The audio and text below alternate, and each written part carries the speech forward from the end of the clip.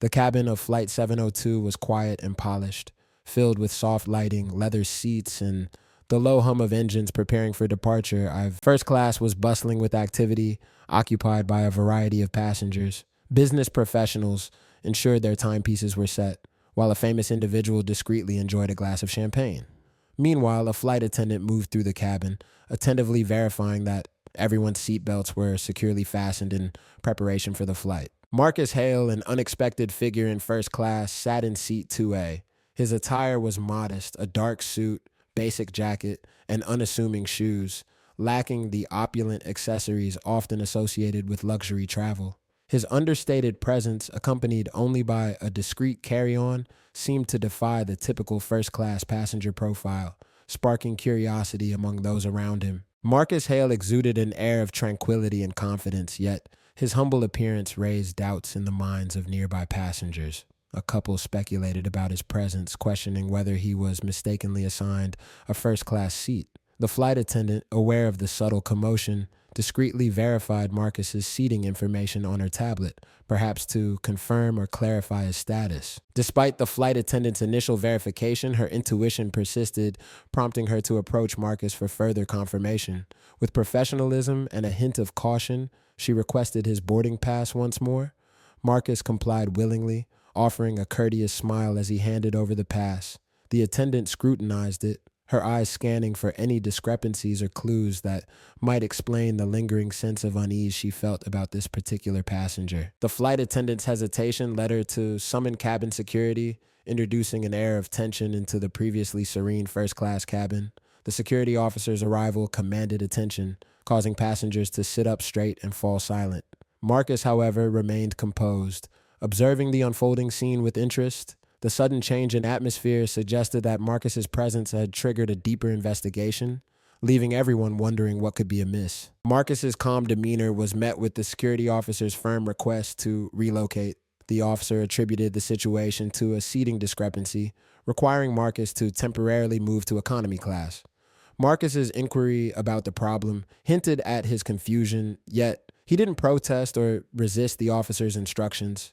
The exchange hinted at an underlying issue possibly related to Marcus's identity or travel arrangements, which the airline staff were determined to address before the flight proceeded. Marcus stood his ground, asserting the legitimacy of his first-class seat and expressing his willingness to wait for resolution. The officer's firmness escalated the confrontation, drawing more attention from curious passengers. The murmurs among onlookers reflected their fascination with Marcus's unruffled demeanor and the unfolding drama. Tension mounted as the standoff continued, with no clear indication of how the situation would be resolved or what secrets Marcus might be hiding. Marcus's assertion of being a premium passenger intrigued the officer, who seemed skeptical.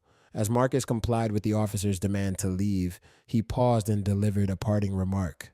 His calm tone suggested he might reveal something significant or surprising, potentially challenging the officer's assumptions and adding another layer to the mystery surrounding Marcus's identity and presence in first class. The anticipation was palpable as Marcus prepared to speak, leaving everyone wondering what he would say next. Marcus's request to contact the flight operations director caught the officer off guard, and his decision to make the call himself signaled his determination. The officer's reluctance to intervene suggested he wasn't sure how to handle Marcus's assertiveness. As Marcus dialed a single number, it implied he had a direct connection or authority that could potentially override the officer's instructions. The power dynamic began to shift, hinting that Marcus might hold more influence than initially apparent. Marcus's phone call seemed to have an immediate impact, as evidenced by the captain's sudden emergence and reaction upon seeing him. The captain's pale face and hesitant greeting indicated a profound recognition of Marcus, suggesting he was someone of considerable importance or authority. The abrupt silence in the cabin underscored the passengers' shock and curiosity as they struggled to comprehend the significance of Marcus and the reason for the captain's astonishment.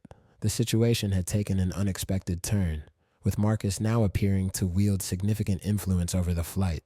The captain's deferential tone and the revelation of Marcus's true identity sent shockwaves through the cabin. As the founder and owner of Hale International Airlines, Marcus was essentially the man in charge, making his presence on the flight both unexpected and monumental. Passengers couldn't believe they were sharing a plane with such a powerful figure, while the security officer stood stunned, realizing too late the magnitude of his mistake. Marcus's decision to travel incognito had led to this dramatic moment of truth, leaving everyone in awe of the unassuming yet formidable man before them. The captain's stern acknowledgement of the misunderstanding highlighted the gravity of the situation. With Marcus's phone in hand, he addressed the officer, whose pale face reflected his realization of the error. The tension in the cabin remained palpable as the captain prepared to rectify the situation, likely reprimanding the officer for his mishandling of Marcus Hale, a man whose influence extended far beyond the confines of the aircraft. The passengers, now fully aware of Marcus's stature, watched anxiously to see how the captain would restore order and ensure a smooth continuation of the flight.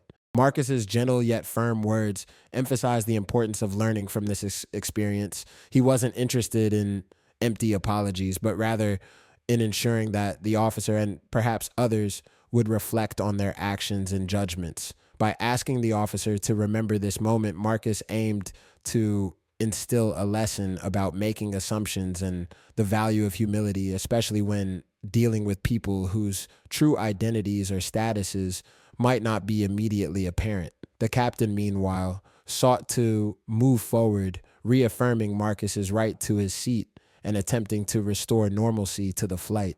Marcus's quiet observation and the subsequent changes within the airline highlighted his profound understanding of leadership and accountability. He recognized that true power isn't about exerting control or demanding change, but rather about inspiring growth and improvement through example and influence. By not explicitly asking for repercussions, Marcus allowed the airline staff to reflect on their actions and voluntarily implement necessary adjustments. This approach fostered a culture of self-awareness and continuous improvement, demonstrating Marcus's wisdom as a leader who values empowerment over authoritarianism. This insightful conclusion encapsulates the moral of Marcus's story. It reminds us that people's true characters often surface in moments when they believe their actions won't have significant consequences or be noticed by those in positions of power. The flight experience served as a metaphor for life, teaching passengers and staff alike the importance of humility, open-mindedness, and treating everyone with respect, regardless of appearances or perceived status. By doing so, we foster a more compassionate and equitable society, both on the ground and at 30,000 feet.